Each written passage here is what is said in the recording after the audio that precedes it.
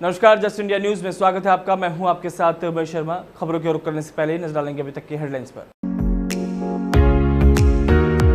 Headlines के प्रायोजक हैं माइक्रोन, भारतीय कृषि में क्रांति, पृथ्वी रोटेटिलर।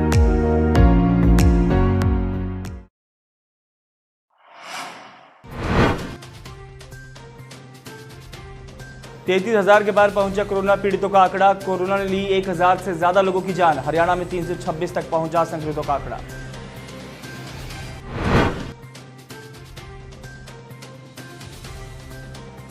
पंचकुला में अस्पताल की तीसरी मंजिल से कूदकर कोरोना संदिग्ध ने की आत्महत्या। 2 घंटे बाद ही रिपोर्ट आई नेगेटिव।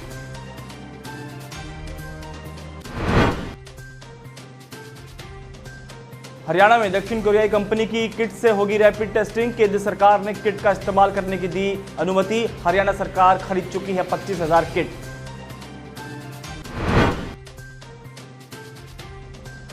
और ऋषि कपूर ने दुनिया को कहा अलविदा। 67 साल की उम्र में हुआ निधन। कैंसर से पीड़ित थे ऋषि कपूर। फैंस में शोक की लहर। खबरों के प्रायोजक हैं रंश कार्स प्राइवेट लिमिटेड, किया मोटर्स, भाद्रगढ़ एंड रोहतक। देश में कोरोना वायरस का कहर थमने का नाम नहीं ले रहा है। भारत में कोरोना संक्रमित लोगों का आंकड़ा अब 33,000 के पार पहुंच चुका है और 1,000 से ज्यादा लोगों की जान भारत में जा चुकी है। ये रफ्तार दिन ब दिन बढ़ती ही जा रही है, जो कि चिंता का विषय है। वहीं हरियाणा में कुल मरीजों का आंकड़ा 326 तक पहुंच गया है। झज्जर में अचानक से 12 केस आ जाने से प्रशासन पूरी तरह अलर्ट हो गया है। इनमें से 11 का कनेक्शन सब्जी मंडी से है। इसके बाद अब भाद्रगढ़ और झज्जर सब्जी मंडी में आज़ादपुर से सब्जी बैन कर दी गई है। सोनीपत और हरियाणा से दूसरे जिलों से सब्जी यहां आएगी। इसी तरह फरीदाबाद, गुरुग्राम और सोनीपत में पुलिस ने कड़ा पहरा कर दिया है। सीएम मनोहर लाल ने दिल्ली के सीएम से फोन पर बात कर कह दिया है कि दिल्ली में काम करने वाले कर्मचारियों को वहीं ठहराया जाए और अगर कोई दिक्कत है तो हरियाणा सरकार सहायता करेगी। वहीं सोनीपत में ट्रकों को रिपेयर करने की दुकानें और ढाबे खोलने की अनुमति दे दी गई है। बुधवार रात एक युवक द्वारा पंचकुला की सेक्टर 6 स्थित सिविल अस्पताल की तीसरी मंजिल से कूदकर आत्महत्या करने का मामला सामने आया है। मृतक की पहचान सूरजपुर निवासी 30 वर्षीय भोले के रूप में हुई है। बताया जा रहा है कि मृतक कोरोना संदिग्ध था और यहां आइसोलेशन वार्ड में भर्ती था। हैरानी की बात यह है कि 3 दिन तक उसकी जो कोरोना की जांच रिपोर्ट नहीं आई थी, वो उसके मरने के 2 घंटे बाद ही आ गई। डॉक्टर ने बताया कि मरीज का लंबे समय से टीबी का इलाज चल रहा था। उसकी काउंसलिंग करवाई जा रही थी। इसके अलावा जब उसे सांस लेने में भी दिक्कत होने लगी तो कोरोना वायरस की जांच के लिए 25 अप्रैल को सैंपल लेकर लैब भेजे गए। 3 दिन बाद उसकी रिपोर्ट नेगेटिव आई है। हैरानी की बात यह है कि जिस आइसोलेशन वार्ड में मरीज भोला एडमिट था, उस वार्ड के गेट पर 2 पुलिसकर्मी भी सिक्योरिटी के लिए तैनात थे। अब हेल्थ डिपार्टमेंट ने यह भी फैसला लिया है कि आइसोलेशन में जितनी भी खिड़कियां हैं उन्हें लोहे की रॉड से कवर किया जाएगा और इसका काम गुरुवार से ही शुरू कर दिया जाएगा। पंचकुला की एसीपी नुपुर बिश्नोई ने मामले की पुष्टि की है। कोरोना वायरस के लक्षणों का पता लगाने के लिए देश भर में अब हरियाणा में बनी रैपिड टेस्टिंग किट से जांच होगी। Indian council of medical research ने इसे हरी झंडी दे दी है। इसके साथ ही गुरुग्राम के मानेसर स्थित साउथ कोरियाई company messrs SD biosensor private limited की तैयारी की गई रैपिड टेस्टिंग किट का इस्तेमाल करने के लिए केंद्र सरकार ने भी अनुमति दे दी है। हरियाणा सरकार इस कंपनी से 25,000 किट पहले ही खरीद चुकी है। अब अनुमति मिलने के बाद सरकार ने जांच शुरू करने के आदेश दे दिए हैं। इनका पहले कोरोना पॉजिटिव मरीजों पर ट्रायल होगा, जिससे रिजल्ट का सही पता चल सके। ये किट चाइनीज कंपनी की किट से 400 रुपये सस्ती भी है। इससे 10 मिनट में रिजल्ट आ जाएगा। सरकार का कहना है कि ये कंपनी 1 महीने में 1 करोड़ किट बना सकती है। प्रदेश के गृह मंत्री और स्वास्थ्य मंत्री अनिल विज ने भी इस बात की पुष्टि की है।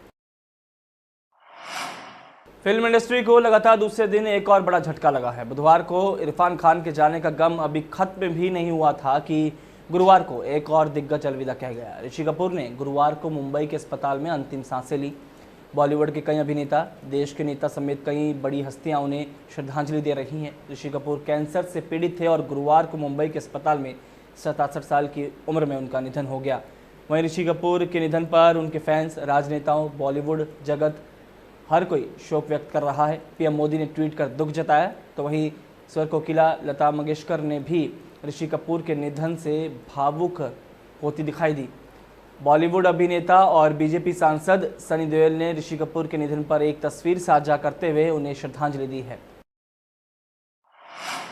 खबरों के प्रायोजक हैं Oscar super speciality hospital and trauma centre.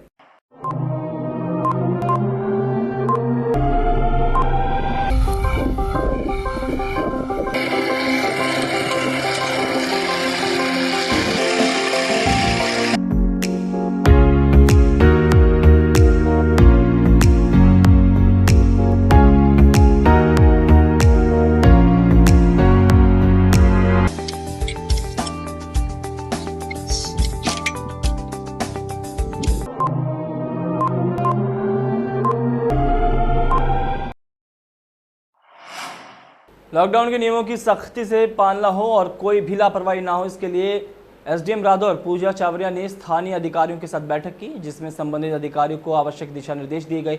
वहीं करियाना यूनियन के पदाधिकारियों को भी होम डिलीवरी चालू करने के बारे में निर्देश दिए गए हैं ताकि सोशल डिस्टेंसिंग के नियमों का पालन हो सके।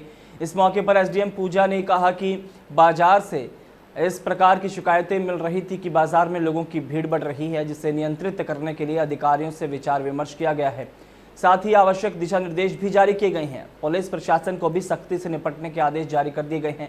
वहीं उन्होंने कहा कि करियाना एसोसिएशन को भी कहा गया है कि होम डिलीवरी सुविधा को सुचारू किया जाए ताकि शहर के लोग बाजार में आने से बचें और भीड़ को नियंत्रित रखा जा सके। करियाना एसोसिएशन के अध्यक्ष मुकेश कुमार ने कहा कि होम डिलीवरी के बारे में वो एसोसिएशन के सदस्यों से बात कर इसकी लिस्ट प्रशासन को सौंप देंगे। साथ मैं सभी पार्षदगण से और जो हमारे चेयरमैन साहब हैं उनसे भी गुजारिश करूंगी और जितने भी शहर के लोग हैं कि जो आपके नज़दीक लगती दुकान है कोशिश करें कि आप अपना सामान वहीं से खरीद लें और बेवजह जो आप बाज़ारों में ना उतरें और भीड़ ना करें और सोशल डिस्टेंसिंग की पालना करें। अपने आप को बचा के रखें, यानी कि आप सबको बचा के रखें। होम डिलीवरी करने के लिए क्या कुछ आज हमने एक मीटिंग में थोड़ा सा इस बारे में विचार विमर्श किया है कि अगर हम किसी तरीके से होम डिलीवरी सामान जो एसेंशियल गुड्स है उनका अगर कुछ प्रावधान कर सकें। वो मैडम ने बोला कुछ जैसे लॉकडाउन बाज़ार में भीड़ होती है उसके लिए आप होम डिलीवरी का प्रावधान करें।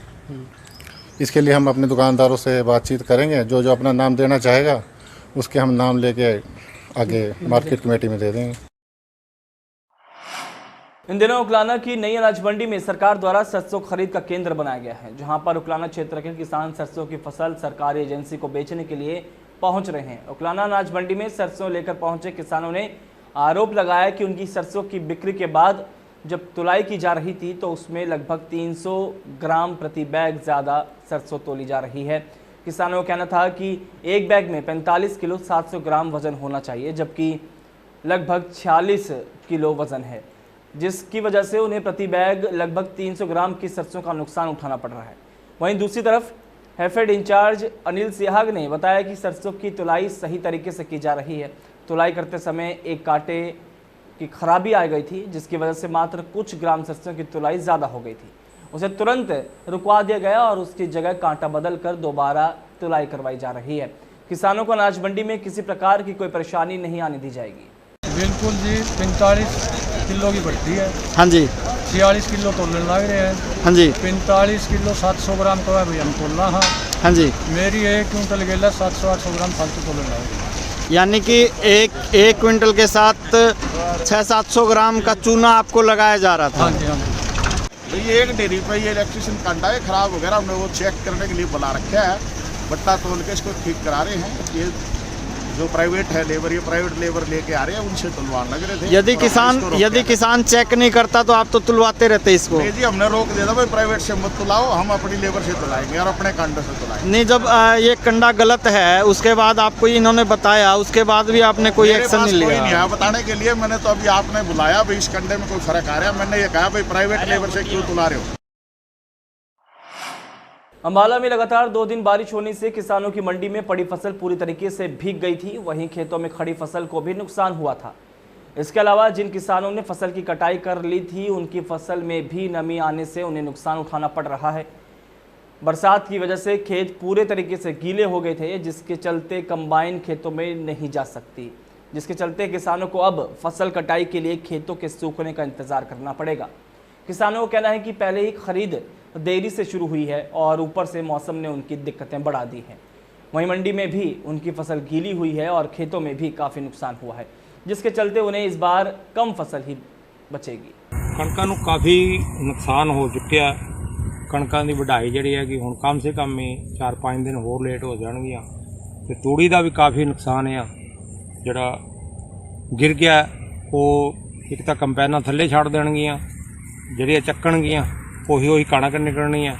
कुछ दाने भी काले हो गए आ, मेरे हाथ में दाने काले आ ते तूड़ी जिहड़ी हैगी वो तो बिल्कुल ही घट बनेगी। इसमें जो भी बरसात हुई है जी, इसमें किसानों को भी नुकसान है और जो आड़ती है अनाज मंडी में है या सेलरों में जो अनाज गिर रहा है वहाँ पर काफ़ी अनाज बोरियां ख़राब होगी नीचे से। और अब डांगे लगवाई हैं और डांगे का खर्चा भी पड़ेगा आड़तियों के पास। और सरकार ने जो भी लोडिंग के लिए इंतजाम किए हुए हैं, जो भी ठेकेदार को टेंडर दिया हुआ है, तो ठेकेदार की लापरवाही के कारण ये अनाज आज जिम्मेदार का यहाँ पर खराब हो रहा है। मंडी का जो कटाई कट चुकी है वो तो मंडी में आएगी, लेकिन जो खड़ा है गेहूँ वो नहीं आ पाएगा क्योंकि ज़मीन जो है वो गिल्ली हो चुकी है, कंबाइन उसमें चल नहीं सकती है। तो जो माल किसान ने स्टोर करके अपने घर पे रखा हुआ है वो माल आ रहा है, उससे कोई फ़र्क नहीं पड़ने वाला ज़्यादा। तो आज लगभग 84 पास आज कटे हैं और करीब 82 पास की अभी तक सोल्ड हो चुके हैं, बिक्री हो चुकी है। 1-2 अभी है, 6 बजे तक है, हो सके 1-2 पास और वो भी सोल्ड हो जाएंगे।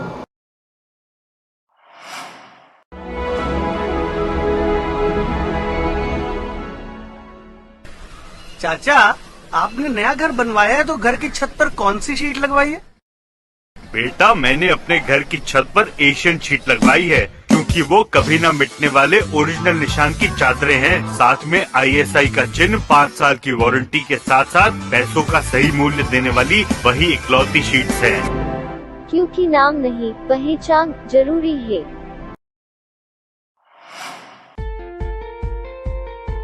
Be Fast Fit, India's fastest growing fitness chain, now at Rohtak D Park and biggest fitness club. Services like cardio, full strength and free weight stations, CrossFit, group classes, aerobics, yoga, Tabata training, high intensity training with professional trainers, steam bath and sauna bath. Be Fast Fit, be the best of yourself. Write to Addition Reserve.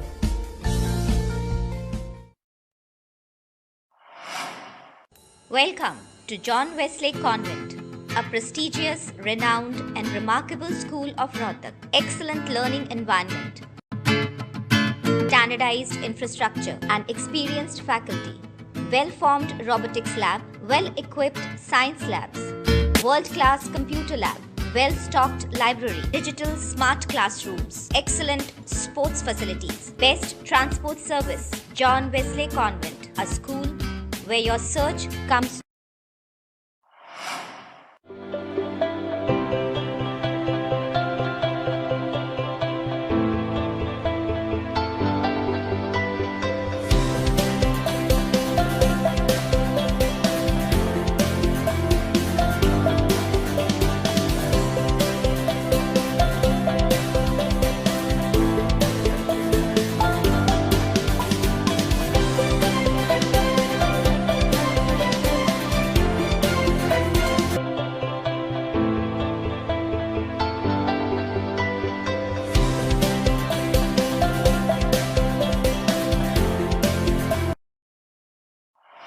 इस bulletin फिलहाल नहीं, दीजिए इजाजत, नमस्कार।